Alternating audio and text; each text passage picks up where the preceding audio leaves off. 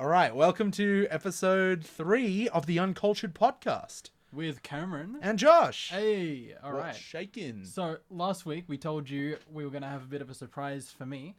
I have no idea what movie we're watching this week. Yeah, we made him look away. Stand in the corner. Yes, Yeah. I'm very used to that from my childhood, you know. Dark time, it's okay. Let's not mention it, let's move on. Oh, man, that'd be perfect if I picked, like, Dirty Dancing or something. That's where the nobody puts baby in the corner lines from. Okay.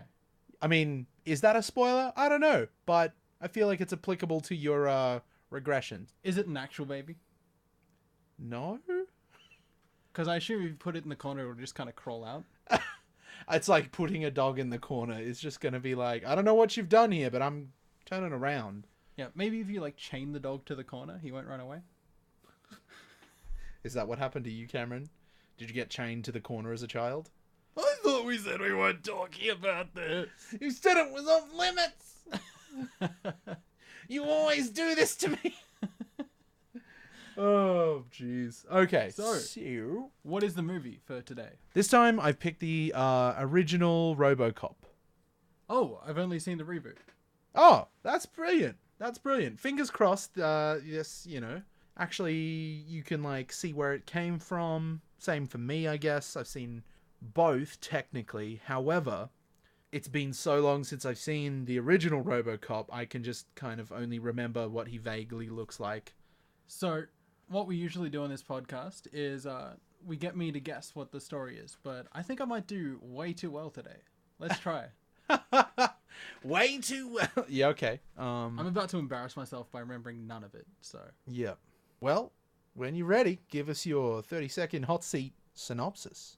Okay, there's a cop. He gets messed up in an attack, and they're like, oh, yo, we saved you. You're part robot now. And he goes, awesome. And so he's really good at fighting things now. He's good at firing guns. He's good at being a cop. He's good at being a robot. And it turns out... Generally excels at all things robot-y. Yeah, he's very good at docking and hacking. And so he rolls in to stop a bunch of terrorists, but his company is in league with the terrorists, and they make him do things he doesn't want to do. And they stop him, and in the reboot at least, Samuel L. Jackson's like, I'm Samuel L. Jackson, and I have one voice, and it's very good. That's not how he talks. He's like, I'm Samuel L. Jackson. Motherfucker! Oh, wait, hold on. That's him, like, Pulp Fiction earlier. Or maybe just the Dave Chappelle version. Yeah. Haven't you seen my movies? A shark ate me. A motherfucking shark ate me. That's way better than mine. Deep Blue Sea. That was a good one. So now that we've covered the story, what do you remember? Okay, well, I basically remember that, you know, he was a cop. An accident forces him to become part robot, part man. And he basically goes around being the perfect crime-stopping guy. However, Hold on, Josh, let me interrupt you here. Part robot and part man. It's not called Robo-Man. I'm pretty part sure it is. robot. Oh, yeah, he's part He is cop. part robot, part cop. Okay? Yeah, cops are all machines. Keep going. So he becomes part robot, part pork. And I love the police. What am I talking about? Don't arrest us. We didn't do anything. Please, no. Yeah, he basically becomes the, ultimate crime-stopping machine at the detriment of being kind of a sane, non-piece of shit. There's also a link back to his, like, original, just straight-up cop, non-robot life. And someone did him wrong there, and so he's trying to find, he's trying to solve his own murder. Some shenanigans happen. Is it a murder or an attempted murder? Well, I mean, that's the thing. He technically died a few times. I think that's generally the thing that they're like, he died at least 3 times. But he's back. Do you think this guy gets brought up on 3 counts of attempted murder? Oh, possibly. Who knows? At least 3 consecutive life sentences. Well, there you go. Anyway. So that's the rundown. That's what you remember. Well, yeah. I remember it being, like, pretty dated. Kind of looks like futuristic. Dystopian in that it's kind of like, You have your mega city kind of thing. Oh no, I'm thinking of Dredd as well. Judge Dredd is a similar. That is really funny because I almost said, I am the law. Yeah. And that is not this movie. Oh yeah, I mean that's the thing as well, because they have some similarities in terms of like that dystopian future. I mean, you could. It's like they're screaming out for a crossover movie, but I'm not sure if that ever happened. I have no idea. Maybe there's like a post credits bit where they like meet up and he's like, I am the law, and he's like, yeah, me too. They want to team up, and then they bump. They bump Like fists. they bump robo chests. Wait, is Dredd actually a robot? No, he's not a robot, but he has like some futuristic shit going for him. Okay. Yeah. Anyway, let's kick this off with a bang. Today it's Robocop. Tomorrow the world. Before both of those things, Oh. we have da da da da da da. Snack of the week. Yeah. Okay, everyone. So last time on Snack of the Week, Josh, complete overkill, 3 snacks. I went in hard, man. Yeah, I don't have that kind of disposable cash, you know what I mean? And neither do I anymore. Snacks are an expensive business.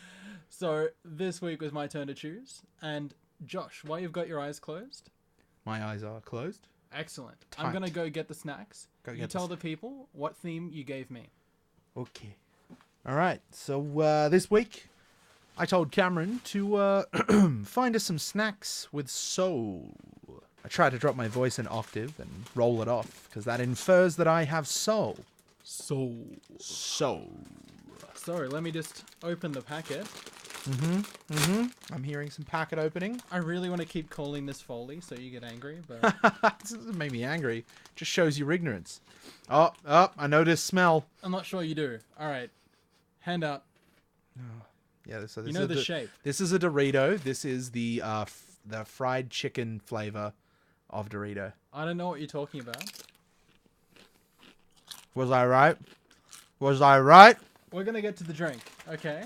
That's Suspense. pretty damn tasty, though. Suspense. All right? I fuck with that flavor. That's got soul, baby. We're going to get to this drink.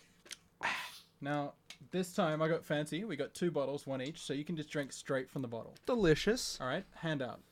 Let's do this thing. Okay, you just put a bottle in my hand. Last time, you totally missed your face with this thing, so just watch what you're doing, okay? You make me feel so inadequate. Is this, I feel like it's a soda water plus a flavor. Which flavor? I want to say it's like grapefruit. Oh, I'm so thankful it's not 2 for 2. Okay, open up your eyes. Oh, okay. It's one of these. What is it? It's Schweppes Natural Raspberry Infused Mineral Water. Sick. And How does that have soul? It's like you gave me the anti-soul look, with this. tell me what was caramel themed about your Coca-Cola with ginger, all right? They get the flavor and color from caramel. That was damn good. Shut up. Yeah. Okay. I was going to pick sarsaparilla, but I knew you hated Dr. Pepper, which is similar-ish in flavor to sarsaparilla, whilst using more caramelly flavors in the sarsaparilla, but I knew you were going to hate it, so I was like, I also hate sarsaparilla, so you are right. All right. So, snack of God the week. damn it. Drop my lid. Snack of the week. Snack of the week. You were right. Doritos After Dark Southern Fried Chicken. I have not tried these yet. I am excited to try them during the movie, and we will report back once we're done. Yeah, we'll let you know how we go. It's going to be Alright. good. So with that out of the way, let's get on with Robocop.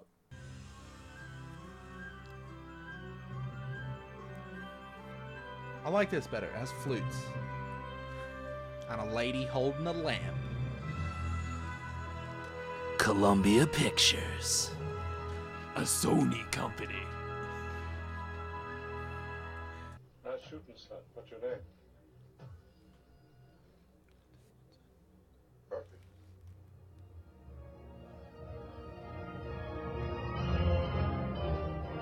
Alright, that was Robocop.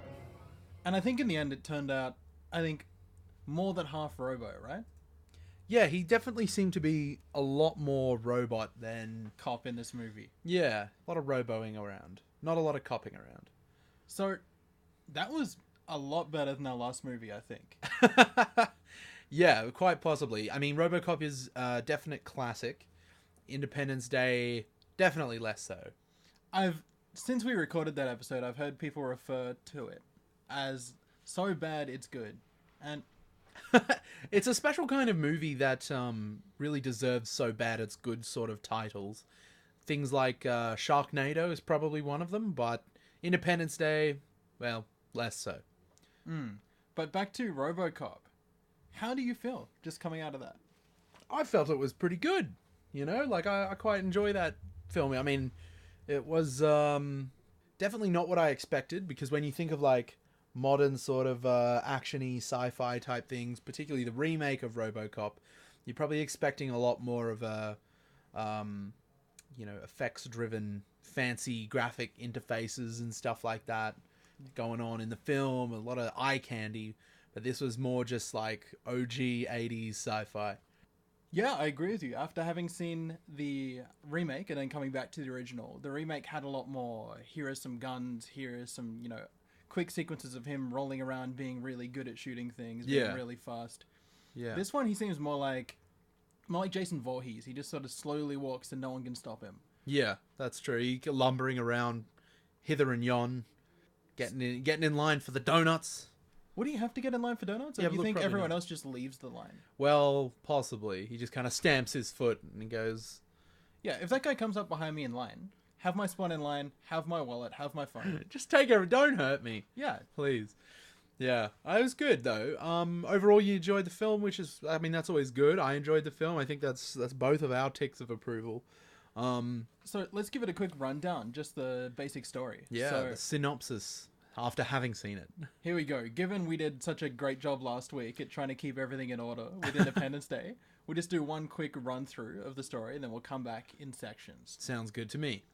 So, cop out on duty, gets shot up by Red from that 70s show. Gets real shot up. He was mad.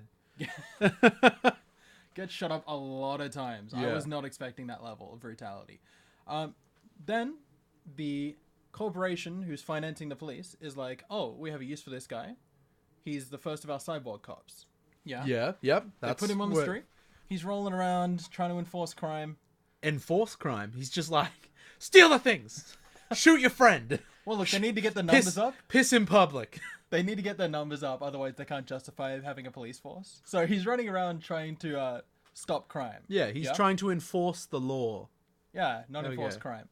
And he runs into these 3 directives he had. Yep. I can't remember them. They basically follow the law. So we've got 3 directives and a secret 4th one. It just said classified. Classified. So you know, of course, they're going to come back to that at some point. So he goes out on the force and he finds there are subtle things wrong, right? Yeah. He's doing things that he's not programmed to do. He's spinning the gun. He's driving terribly on the way out of the police station. Clipping the bottom. So you know there's a little bit of the guy still in there. Yeah, these are things that he did before being turned into the Robocop as we know and love today. TM. T. And then he sees one of the guys who shot him up before he became Robocop. Yeah. He's just out palling around town, robbing a gas station. That's it. And Robocop goes to arrest him and notices the guy, recognizes him, and that kind of freaks him out a little bit. He doesn't know what to do. Yeah, he kind of jumps back to, I think, his human memories and starts kind of intermingling with his robo part. Which wants him to just arrest and get done, right? Yeah, just get good. The crook takes this opportunity to set fire to the petrol station. Yeah. I think we'll get back to it, but that's probably the only justifiable explosion in the movie. Yeah, it's a pretty girthy explosion. It just kind of happens all around him, and he's just standing there in the middle like, gee. Yeah, and Robocop kind of walks off, in his action hero Yeah, he stride. saunters off. The guy in the gas station is probably just immolated. Yeah, and then he walks back to the police station and he says he's trying to figure out who this guy is because he remembers him. Yeah, He he's got the face. He because of his new robo combined with cops, power. He can record things as he sees them. So, he decides to take the chance to scare the shit out of everyone in the police archives room. Yeah, he basically walks in there and someone says to Robocop, "You shouldn't be in here." The balls on that guy, for one. He's just like, I've never seen you before. Get out of my archive room. But Robocop pulls out this big knife-looking thing, and the guy shuts up. Yeah, it just comes right out of his hand. Like a metal middle finger, basically. Yeah, it's basically the bit that Wolverine does, giving the middle finger claw before its time. Yeah, and he sticks it into the machine, and the machine tells him everything he wants to know because it's Robocop, you're gonna tell. Yeah, it was like R2-D2's probe thing, spinning around miscellaneous directions and times. That's it, and they find out. This is Red Foreman. And Red Foreman wanted for sass. He has a felony rap. There are some inconsistencies in the archiving vernacular. Let me just say that. So he goes to track down Red Foreman. Red Foreman's trying to do a cocaine deal. A big old cocaine deal. And what happens while they're having their friendly neighborhood cocaine deal, just sitting down, chilling out, dealing drugs, talking smack, pulling guns. Yeah. And Robocop spoils the party. Yeah, he just kind of saunters on in. Kicks the door down. Dead or alive, you're coming with me. And I think basically everyone in this warehouse chooses dead. Yeah, it's funny, everyone who is packing, like, the drugs is just like, oh shit, better whip out my gun. Normally, in most scenes, they're just, like, you know, where people crash in on the party. The people who are packing the drugs just go, oh shit, and run. But no, everyone here was definitely ready to get dead. So he's left with Red, and, there's a bit of a theme in this movie of Robocop throwing people through windows. Yeah. So, he may as well just call it not Robocop, but just Defenestrator. Or WindowCop. WindowCop. Half cop, half window. Yeah, that would be... Maybe in the future it'd happen. Yeah. So he throws Red through a window about 5 times. Yeah, he just kind of throws him through chunks of the factory, right? Yeah, but they're all windows. Yeah, they're all windows, so they break. Is it a window factory? Or is Yeah, it just... we're actually trying to do a window deal here, not a drug deal. So Look, yeah, you've got it all wrong. Where's your proof, Robocop? Where's your proof?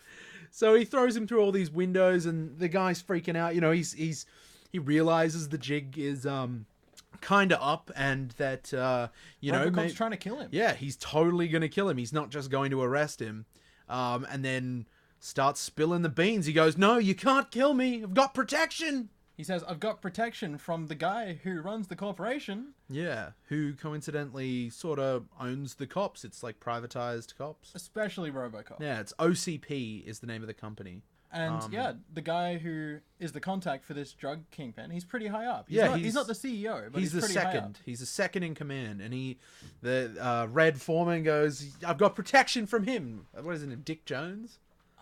I think it was Dick Jones. Yeah. And Robocop goes, evidence. Yeah. See, this is the cop mode. Because he's been in arrest mode, he goes into detective mode. And he drives over to OCP. Yeah. And he breaks into the guy's office and he says, he goes right up there. He just parks it, heads up there, and it's night, and of course the guy's waiting for him somehow. Yeah, sitting at his desk, and he says, "Oh, look, Robocop, arrest me." And yeah. Robocop goes, but right. he does it with a really he's like, "Arrest me then." You know, like he's real smug about it. And Robocop just goes, "I will." Yeah. And he starts walking towards him. Sauntering over. And collapses. Thump, thump. Ugh. And the guy says, "Oh, that's your fourth directive. I put it in there. Yeah. You can't try and arrest any, senior OCP executive." Yeah, I think that was it, basically. Let's be honest. And I'm so happy this came back around. But the wording of that directive is so bad. Yeah. That is one of those, you know how you hear the stories about the people who find the genies and they get 3 wishes? And they wish for something, they word it so bad. They're like, "Oh, I wish I had all the chicks," and like you drown in a bathtub full of chickens. Yeah. It's that kind of thing. He could have worded this so much better. But he just kind of took the chance to probably slide that in. Yeah. Yeah. I'm just saying, pay some QA testers, figure it out. You're like, does this number wang? Yeah, and then basically the CEO is like, "Oh look, we got you, and I've got this massive murder machine, mech, to come and finish you off." So after Robocop, starts shutting down, our second in command, Dick Jones, kind of monologues a little bit and then introduces the murder robot that was meant to be the new police robot, not the not one- Robocop. The one who glitched out and viciously shot a guy at the Yeah. start of the movie. Yeah. Very beginning. I mean, if that's not proof of go back to the drawing board, I'm not entirely sure what is. Here we go again. QA testers. Hire some testers, guys. Definitely need to go back and get the good schematics. So this thing chases Robocop out of the building. He's trying to get out of here ASAP because his, I think he's still shutting down at that point. Is he, still, or is he just getting he shot maybe at? he's weakened. I think he's just getting shot at. Yeah. So the murder robot gets to the fire stairs. He's got the Dalek problem. Yeah, he looks at it and is like, Tries anyway, tumbles down the thing, just useless. and Robocop's like, cool, I'm gonna bail. Yeah, and he just zips down the fire stair. Rolls out, surrounded by all his cop friends. Yeah, that was a strange thing for me. All the cops, All of them. Was it the entire precinct? Was it more than? Was it just the Detroit precinct? I don't know. And then two of them go, no, he's with us, and kind of thing. But the others don't listen and open fire anyway. And those guys get out of there because they know they're in some unfriendly waters, I guess. I like how there are only two sides to this: the shoot him real good and don't shoot him at all. I think I'd be in a third camp, which is you've rolled up, you're parked outside here waiting for something to come out. Robocop comes out, you get in your car, turn the engine on, reverse out. No dice. I'm going back to the station. That's it. Who's up for some KFC? Yeah, Let's do it. Give me some zingers. Yeah. Yeah, I mean that's why that would be ideal for me. I wouldn't stay there shooting the guy. I'd rather be munching on some zingers. So, Robocop, unfortunately, does not get the benefit of everyone leaving for some KFC. Yeah. He gets shot at a lot. He gets shot the flip up. And he leaves. He gets in a car by his old I think partner. he just narrowly escapes. He kind of climbs down what I would expect to be like some kind of sewer ramp grating thing. You know, like those water canals? He kind of falls around one of those. Okay, sort of thing. And he gets in a car driven by his ex-partner. Yeah. And so they go... Sassy police lady. And they go on the run. They go to the steel mill where, they just kind of hide out, I think, wait for it all to blow over. That's it. And Dick Jones calls up Red Foreman and he said, look, you ratted on me. You ratted on me, punk! Fix it. And Fix it Red real goes, good. I'm not fighting Robocop. Yeah, he's See, like... smart. This Yeah, guy. he knew when to call it. He knew when the chips were down. And He just says, I'm not fighting him. And then... Dick Jones says, but think of the money. And Yeah. he goes, you know what, actually. Yeah, he goes, we've got this new development starting up where old Detroit is going to be. It's going to be a lot of workers there. You could theoretically sell them a lot of drugs, a lot of gambling, a lot of prostitution. He does the maths. Yeah. A very smart guy. He does it a couple seconds flat and he goes, oh, Yeah. that's a bunch of money. Yeah, he goes, we could be friends again, basically. I think that was more or less what he says. And then Yeah. he's right back in the saddle again, goes, yeah, sure, I'll kill Robocop. You got some, Guns. got some heavy weaponry? Have you got some military weaponry? And the guy says, oh, at this point, we are the military, man. Yeah. And then just gets loaded up with some fictional weapons. These are some pretty good fake guns. Yeah. And then They go to confront Robocop at the steel mill. Yeah, and but just prior to that, they've gotten some supplies back from sassy police lady. She's given him some tools to help him do some repairs. His aiming's off a little bit. His aiming's off, but the thing I was going to talk about is that he kind of unlocks more of his like humanity there. He takes off that face mask and just kind of is like, who am I? Where are Murphy's kids? It's a wonderful metaphor, isn't it? He takes the mask off and you can see the human and he can feel the human. It was just like, King Louis put you in a metal mask. Yeah. I think... Okay, I don't think Cameron gets the reference, but that's okay. What is... Hold on, is this is a Disney movie? Nope. What? It's Man in the Iron Mask. That makes a lot of sense given the words you said. Yes. Okay. Okay, so yeah, he takes his mask off and weirdly enough, he keeps it off, which is kind of weird because I thought that protected a lot of his face. But anyway, He's Robocop. What are you gonna do to him? Yeah. Give him some zingers. Hope he He's doesn't just kill been- you. He's just been shot by about 50 people. Yeah, These and four hasn't guys gone reckon down. they're gonna do it. Yeah. So anyway, these guys pull up to the steel mill. Yep, they're rolling with some OG military firepower that basically looks like a sniper rifle that shoots big explosions. Yeah, a Robocop throws something across the way and they shoot it, I think a shed. And Yeah. the shed explodes like it's made of helium. And Robocop takes this second to go, Looking for me? looking for me. Yeah, and he shoots in 3 rounds, right? He goes, Yeah. ba ba ba, ba ba ba, ba ba ba. And you go, great, Robocop got 3 guys. No, he shot the black guy 9 times. Yeah, that was a bit Out of the 3 of them excessive. standing there, he shot the black guy 9 times. In The other Detroit. one's nothing. The other one's nothing. Yeah, he really just wanted to hammer that point home. The inefficiencies continue. And then it's kind of cat and mouse from that point. Like, they're shooting at each other, then some cat and mouse business. So police lady's watching, she's just hopped out of her car. She's been shot as she's gotten out of the car. Sort of falls down this embankment, and we start to see this last standoff happening between Robocop and Red Foreman. And, Robocop's running in to save the lady who's been shot a bunch of times. She's bleeding out, and Red goes, all right, yeah, she's good. Let's get Robocop. And he's just sort of smiling as Robocop saunters up. Yeah, well, because he doesn't see the henchman who's operating the big metal crane. About to drop basically these just a huge, whole bunch of girders. Yeah, metal girders. Yeah, big metal girders all on top of Robocop. And he And, does that. Yeah, this partner sees this all happening and she goes, I'm going to go for the gun. Yeah, she starts I'm not crawling going to tell towards... Robocop shit. Yeah, she starts crawling towards the military-grade explosion cannon. She has words that could have conveyed that meaning quicker. I Yeah, feel. she's... Watch out, Robocop! Not that The kind metal. of movie. So Robocop gets crushed. He just gets dumped on by these metal girders. Then, Red's looking at his henchman and he's like, yay, good job kind of thing. And his guy's like, ha, I got him! And I got him! The lady explodes him. He was made of helium too. He was made of a lot of helium, a lot of hot air. And he blows up, and then Red sort of seizes the chance to come over to Robocop with a metal bar. And Let's just set the scene. This lady has a gun that shoots can explode. explosions. Yeah, it shoots. And he goes, let's ignore her. Yeah. I've got a bar. Let's roll over to Robocop. What is the prime directive? And just kind of starts trying to wail on him with a metal bar. He's blocking. Yeah, he's made of metal. It's titanium reinforced with Kevlar. Like, Is it though? Well, that's what they've said. Oh, you paid more attention to that. Yeah, than I that's did. what they said the Robocop's like metal body was. Yeah, so he's blocking these blows, and Gets one straight through the heart. yeah, just he stops swinging and then just starts to he just goes to impale him with the end of this thing. He gets him real good. Robocop gets out his metal middle finger and just stabs him in the neck. And that is really quality. It was a real good death. That guy kind of saunters off.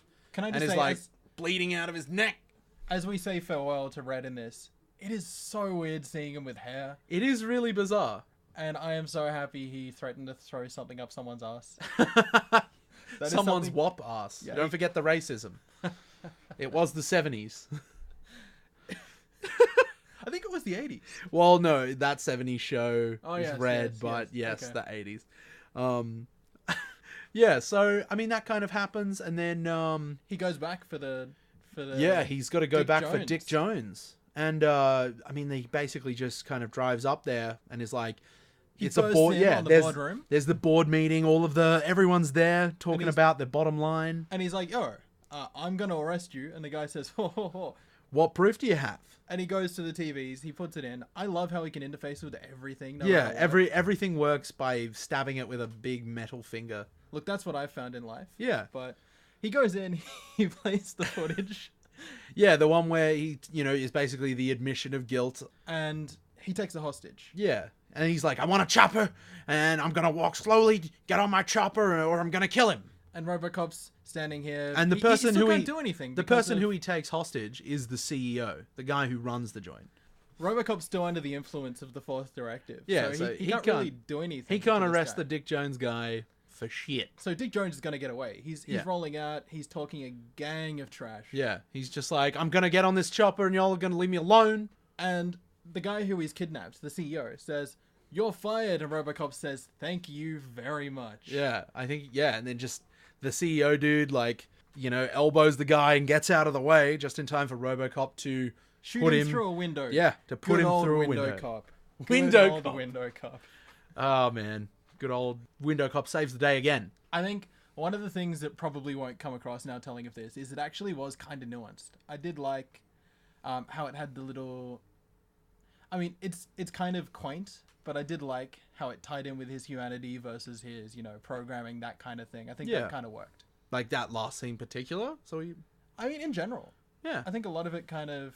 Well, he was just, until he, took his face mask off and like visited his house, he was just kind of like big swinging metal man. So I would refer back to the bad driving and the gun spinning. I feel they kept... Oh, that bit. Yeah. In Like, that way, definitely little hints nuanced. of it, In that it yeah. wasn't like, he wasn't like, who am I? He was just like, maintained a few, stylistic things from his old life as a human.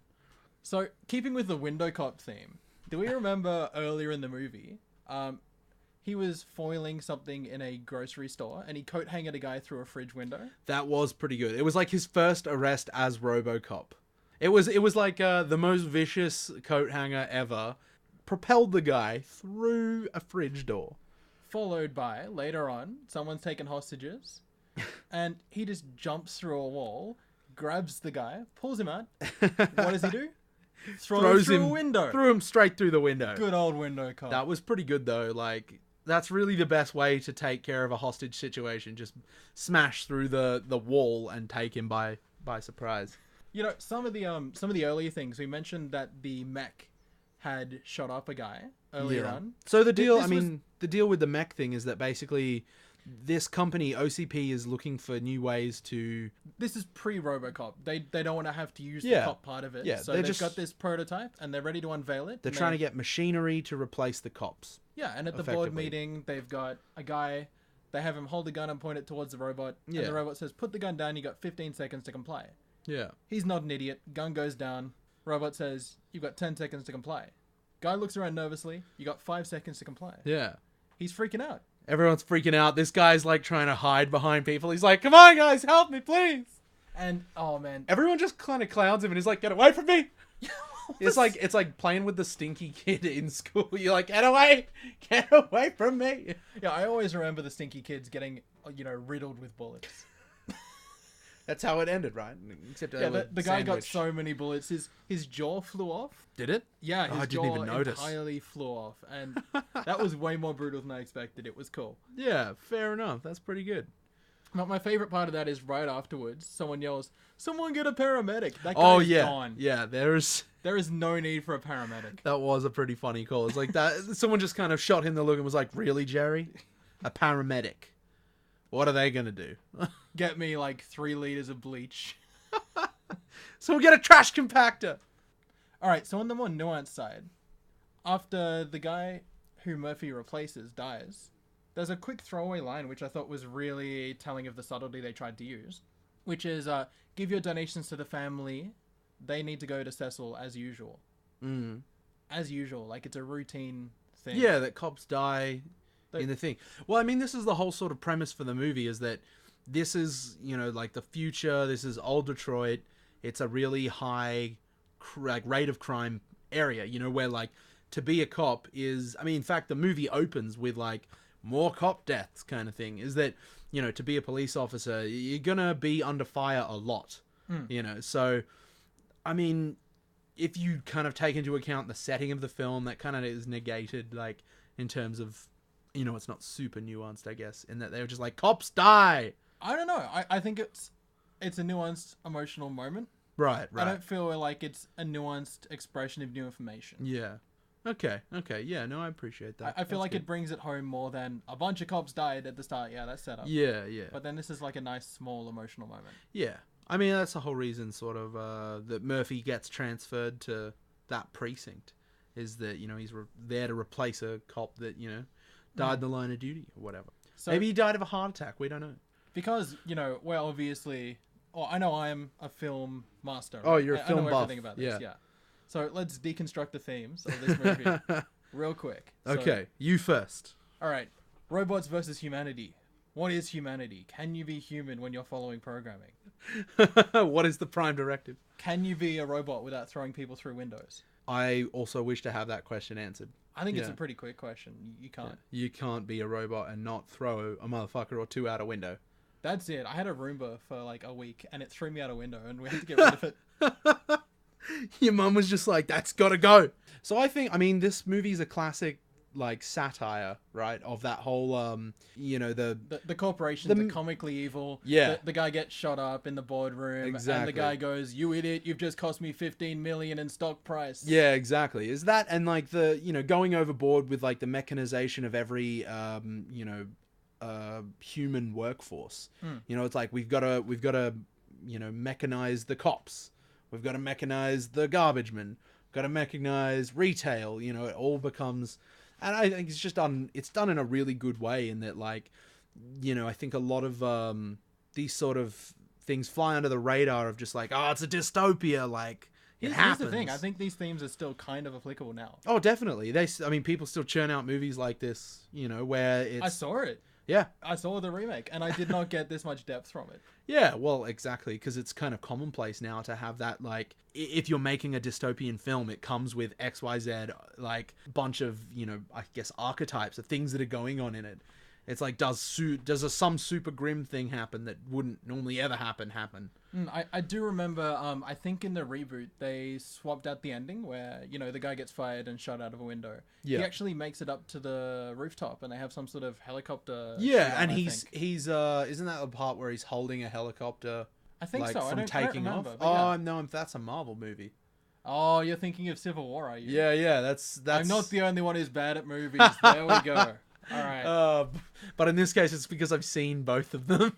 Yeah, I mean, Captain America definitely looks like a Robocop. Yeah, I mean, he's got a tremendously large upper body. I mean, he's definitely got a face. He's got a face. He is bipedal. Yeah. He is bipedal in nature. Yeah, so like there's kind of a lot of funny things going on in there by way of you know, that satirizing that sort of over the top, like going to have to make all the money off the human suffering, and you know, the mechanization of all workforces. All man workforces have to be robots. That's coming in real world. Yeah, exactly. Yeah.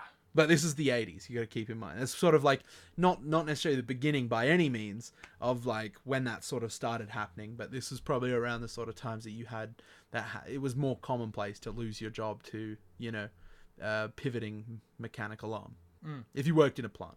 Something kind of really cool about the film is it's sort of, I suppose, broken up by like news reports. I didn't like them. I thought they were odd. I thought they distracted. Yeah, okay. What like distracted from it, I guess? Like what effect did they have? What do they distract you from? I guess so. I'm looking at this with my art school eye. The experience being interrupted by the ads is a metaphor for how terrible commercialism is. But my experience was interrupted and I didn't like it. Yeah. Well, I mean, like if you can discount the, you know, the interruption of the experience being the movie watching, it definitely was that whole commercialized thing in that like this movie got split up into a whole bunch of news reports and in there were ads for things. And those ads, I mean, they weren't just throwaway things in that they had that car ad for the 6,000 whatever. And that was a car that a guy, like one of Red's crew stole and brought to the thing and was like, check out my new car! So, final takeaways. Jeff Goldblum didn't manage it, but Robocop has docked and hacked my heart. How could Jeff Goldblum not manage that? You saw that movie as much as I did. What a hunk. No, I think Robocop is a really solid film. You know, it is a classic. Like, it's, you know, 1987... still held up as like it wasn't like the most fanciful of films, but you know it holds up. It has a lot of themes in it that are still relevant today. And I think that's pretty good when a movie can do that. Yeah, I agree. And the remake, because I mean we can discount that. Let's pretend it didn't exist. But the best thing about that movie was the fact that I spent the $30 on the combo and got the little Robocop hat cup. What? It was Robocop's head as a cup. All right, I'll pay that. Yeah, I think it's pretty solid. It's a pretty solid film. Gets my tick of approval. I'm glad we saw it. It had soul. So this has been the third episode of Uncultured, focused on 1987's Robocop. Yeah, that was basically it. That has been a good watch. On behalf of Josh and myself, thank you for listening. Join us next week when we watch something special to celebrate our 1 month. Yeah. Yeah. Something we're picking something really, I mean, think just wholeheartedly iconic. Yeah. This may or may not be the most important movie we ever watch on this podcast. Well, we'll see, but hopefully it impresses. Join us next week. Bye-bye. Bye.